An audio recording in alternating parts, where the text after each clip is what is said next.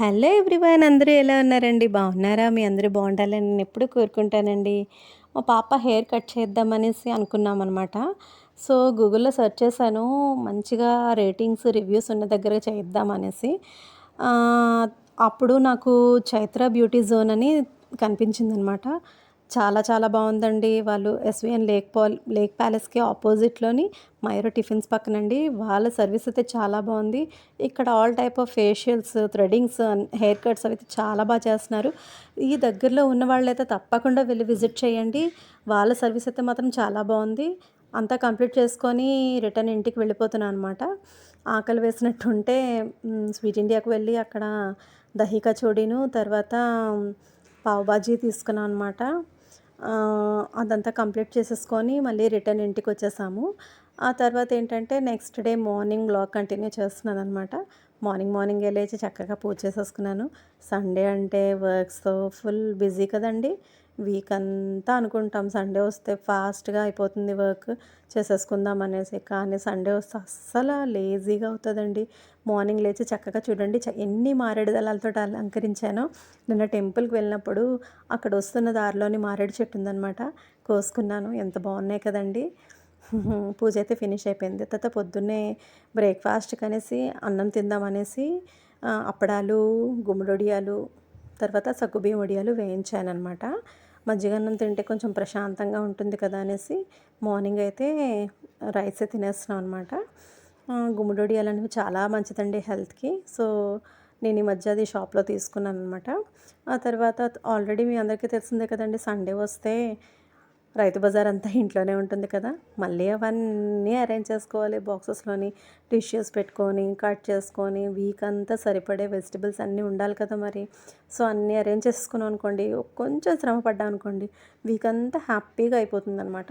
So, అన్నీ గోంగూర, చిక్కుడుకాయలు, తర్వాత ములంకాళ్ళు, మష్రూమ్సు, చింత చిగురు, ఆనపకాయ, బీరకాయ, బీట్రూట్, క్యారెట్, అల్లం, చామదుంప, నిమ్మకాయలు, ఎన్ని రకాల కూరలు ఇలా అంటే అలా అయిపోతాయి అవి.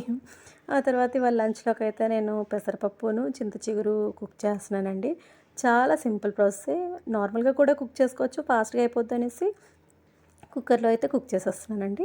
ముందుగా చక్కగా చింత చిగురు అంతా కడిగేసుకొని, పప్పు కూడా కడిగేసుకొని, కొంచెం పచ్చిమిర్చి వేసుకున్నాను. తర్వాత వెల్లుల్లి గుడ్లు, పసుపు, కారం వేసుకొని మనం బాయిల్ చేసుకోవాలండి. ఈ చింత చిగురు అనేది వచ్చిన దగ్గర నుంచి తీసుకుందాం అనుకుంటున్నాను గానండి, మన రైతు బజార్‌లోనైతే ఇక్కడ అమ్మట్లేదండి. మా మమ్మీ వాళ్ళ ఇంటి దగ్గర అయితే అక్కడ అమ్ముతున్నారంట. కానీ నాకు దొరకలేదు. ఈ చింత చిగురుని చూస్తే మా నాన్నమ్మే గుర్తొస్తారండి. ఎందుకంటే నానమ్మ ఎక్కువ చింత చిగురుతోటి పప్పు, చింత చిగురు, శనగ పలుకులు పచ్చడి ఎంత చేసేవారో తెలుసా అండి. ఆ టేస్ట్ అయితే మాత్రం ఇంకెవరికీ రాదండి. అంత చేసేవారనమాట. అమ్మమ్మ వాళ్ళ ఊర్లోనైతే అమ్మమ్మ వాళ్ళది, నానమ్మ వాళ్ళది ఒకటే ఊరనమాట. అమ్మమ్మ వాళ్ళ ఊరు వెళ్ళామంటే ఇలాంటి ట్రెడిషనల్ ఫుడ్స్ అన్నీ బాగా తినేవాళ్ళమండి. ఇప్పుడు అవన్నీ మిస్ అయిపోతున్నాము. ఆ తర్వాత ఏంటంటే దాంతో పాటు నేను ఇవాళ సండే వస్తే తెలిసిందే కదండీ! వెజ్, నాన్ వెజ్ రెండూ ఉండాలి మరి. సో, వెజ్‌కైతే చింత చిగురు పప్పు మంచిగా బాయిల్ చేసి కొంచెం మెదిపేసామనుకోండి, మెదిపేస్తే అంటే ఏమీ తగలకుండా ఉంటాయి. మనం చక్కగా తాలింపు వేసేసుకున్నాం అనుకోండి, పప్పైతే సూపర్ ఉంటదండి. మనకి ఇంకా ఎక్స్ట్రా ఏమి ఎయ్యక్కర్లేదండి. చాలా చాలా వచ్చిందండి. కర్రీ మాత్రం సూపర్ వచ్చింది. ఆ తర్వాత మళ్ళీ కళాయి పెట్టుకొని కొంచెం ఆయిల్ వేసుకున్నాను.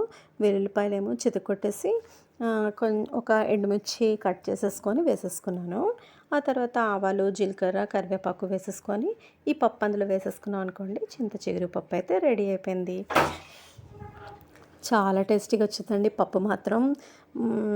టమాటాలు లేవండి రైతు బజార్‌లోని. ఎంత వెతికారో టమాటాలయితే లేవంట. అంటే టమాటా కాస్ట్ ఎక్కువైపోయింది కదండీ! రైతు బజార్‌లో అయితే అమ్మడం లేదు. బయట తీసుకోవాలి. టమాటా లేకపోతే అసలు ఏ కుకింగ్ అవ్వదు కదండీ! కానీ వాళ్ళు టమాటా లేకుండా చేసిన చాలా చాలా వచ్చిందండి పప్పు మాత్రం. చాలా టేస్టీగా వచ్చింది.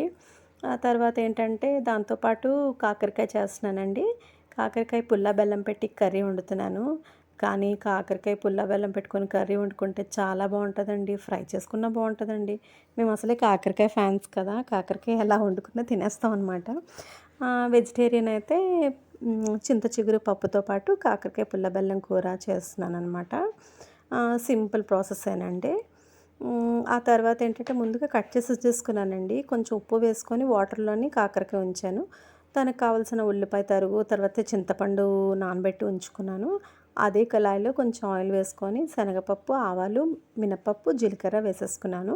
ఆ తర్వాత ఉల్లి తరుగు, పచ్చిమిర్చి, కరివేపాకు వేసుకోవాలండి. చాలామంది నా ఛానల్ సబ్స్క్రైబ్ చేయకుండా చూసేస్తున్నారండి. ప్లీజ్ సబ్స్క్రైబ్ చేసుకోండి. 1Kకి దగ్గరలో ఉన్నాను కదా! మీ సపోర్ట్ వల్ల ఇంతవరకు వచ్చాను కదా! ఇంకా ముందుకు వెళ్ళాలంటే మీ సపోర్ట్ అనేది నాకు చాలా చాలా అవసరమండి. తర్వాత మీరు సబ్స్క్రైబ్ చేసుకున్నాక పక్కనున్న బెల్ ఐకాన్ని ప్రెస్ చేయడం మర్చిపోవద్దు. మీరు ప్రెస్ చేశారనుకోండి నేను పెట్టే వీడియోస్ అనేవి మీకు నోటిఫికేషన్‌గా వస్తాయి. అప్పుడు నా వీడియోస్ మీరు చూడగలరనమాట. మీ ఫ్రెండ్స్ అండ్ ఫ్యామిలీ మెంబర్స్ కూడా షేర్ చేయండి. నా వ్లాగ్స్ చూడమని సపోర్ట్ చేయండి.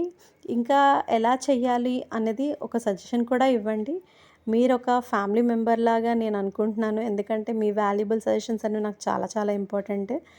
ఈ తర్వాత ఏంటంటే మనం కర్రీలోకొచ్చేస్తే అది మంచిగా వేగిపోయిన తర్వాత దాంట్లో ఉప్పు, కారం, పసుపు, ధనియాల పొడి, జీలకర్ర పొడి వేయించుకొని మంచిగా దగ్గరగా అయిన తర్వాత కొంచెం బెల్లం కూడా వేయాలండి. మనం చింతపండు కూడా నానబెట్టుకున్నాం కదా! అదంతా వేసుకొని దగ్గరగా అయిపోవాలన్నమాట కర్రీ అనేది. చాలా బావుంటదండి. ఒకసారి మీరు ట్రై చేయండి. అంటే ఎవరైనా ఇలా కుక్ చేసుకోకపోతే బెండకాయ పులుసు చేస్తాం కదా! సేమ్ అలాగే. కానీ ఇది కొంచెం దగ్గరికి కర్రీలా వస్తదనమాట. చాలా బావుంటది. ట్రై చేయండి. అంటే చాలామంది పిల్లలు కాకరకాయ చేదు అని తినరు కదా! అందుకని వాళ్ళకి ఇలా చేశారనుకోండి తీయగా, పుల్లగా, కారంగా టేస్టీగా అనిపిస్తది కాబట్టి వాళ్ళు తప్పకుండా తినేస్తారనమాట. ఇలా ట్రై అంటే పిల్లలు ఎలా తింటారు అని మనం తెలుసుకొని మనం కుక్ చేసి పెట్టామనుకోండి తప్పకుండా వాళ్ళు తింటారనమాట. నేను అందులోని ఉంటాను ఫస్ట్ ప్లేస్‌లోని. ఎందుకంటే మంచిగా వాళ్ళకి ఫుడ్ అది మనం మంచిగా ఇచ్చామనుకోండి వాళ్ళు హెల్తీగా ఉంటారు కదా! వాళ్ళు హెల్తీగా ఉంటే మనం హ్యాపీగా ఉంటాం అనమాట. సో, లంచ్ కోసమైతే కాకరకాయ, పుల్ల బెల్లం కర్రీ అయిపోయింది. ఆ పక్కనేమో మటన్ కైమా కర్రీ చేస్తున్నాననమాట. సింపుల్ మసాలా పేస్ట్ అది కాకుండా సింపుల్ ప్రొసీజర్‌లో చేస్తున్నాను. ముందుగా ఆయిల్ వేసాను కుక్కర్‌లోని. తర్వాత ఉల్లి తరుగు, పచ్చిమిర్చి, కరివేపాకు వేసుకొని దాంతోపాటు ఒక 1 టేబుల్ స్పూను అల్లం వెల్లుల్లి పేస్ట్ కూడా వేసేసానండి. చాలా సింపుల్ ప్రాసెసేనండి. మనం పెద్ద హరీబరీ మసాలా పేస్ట్ ఇవన్నీ చేసుకోవాల్సిన అవసరం లేదండి. మన దగ్గర ధనియాల పొడి, జీలకర్ర పొడి, మసాలా పౌడర్ ఉంటే సరిపోతుంది.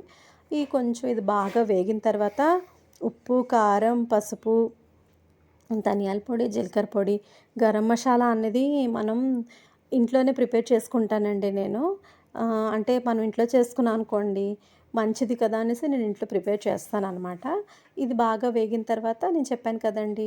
పక్కన కాకరకాయ పుల్ల బెల్లం కర్రీకి ప్రిపరేషన్ అవుతుందనమాట. కొంచెం చింతపండు బాగా పిసికేసి వేసేసాను ఆ వాటరు. అది అది ఉడుకుతా ఉంటది. ఈ పక్కనేమో మటన్ కైమా కర్రీ చేస్తున్నాను. పసుపు ఎక్కువే వేస్తానండి నేను. మంచిది కదా! మొన్న నేను ఫేస్‌బుక్‌లో చూసాననమాట. ఒకతను అన్నారు కుకింగ్ చేస్తున్నారనమాట. ఒక ఆమె చేస్తున్నారు ఇంటర్వ్యూ చేస్తూ. ఇతను చెప్తున్నారు, "మరి పసుపు ఎక్కువ వేస్తే వేడి చేస్తది కదండీ" అనంటే అతను అన్నారనమాట, "ఎవరు చెప్పారండి పసుపు వేడి చేస్తదని? పసుపు ఏమి వేడి చేయదండి. పసుపు అనేది చాలా చాలా అది మంచిది యాంటీబయోటిక్. మనం తినేటప్పటికి మనం ఇంత పసుపు వేస్తున్నాం కానీ మనం తినేటప్పటికి ఆ క్వాంటిటీ అనేది తగ్గిపోతది కదండీ! అది మనం ఫుడ్ అంతా మనం ఒక్కళ్ళమే తినేం కదా!" అనేసి అని అన్నారనమాట. సో, నేనైతే పసుపు ముందు నుంచి ఎక్కువ వేస్తానండి. ఆ తర్వాత వచ్చేసరికి ఇదంతా దగ్గరగా అయిపోయింది కదా! మనం ముందుగా శుభ్రం చేసుకొని ఉంచుకున్న మటన్ కైమా అనేది వేసేసుకోవాలండి. వేసేసుకొని దానికి సరిపడా వాటర్ వేసేసుకొని ఒక 4-5 విజిల్స్ వచ్చాయనుకోండి మటన్ కైమా కర్రీ అయితే రెడీ అయిపోయిందండి. మనం నార్మల్ ప్యాన్‌లో కూడా కుక్ చేసుకోవచ్చు. కానీ నేను ఈరోజు మా లంచ్ రెసిపీస్ ఏమో కైమా, మటన్ కైమా, తర్వాత పప్పు, చింతకూర, తర్వాత కాకరకాయ పుల్ల బెల్లం కూర. మా లంచ్ అయితే సెట్ అయిపోయింది. నా వ్లాగ్స్ ఇంకా మీకు నచ్చినట్టయితే లైక్ చేయండి, షేర్ చేయండి, సబ్స్క్రైబ్ చేయండి.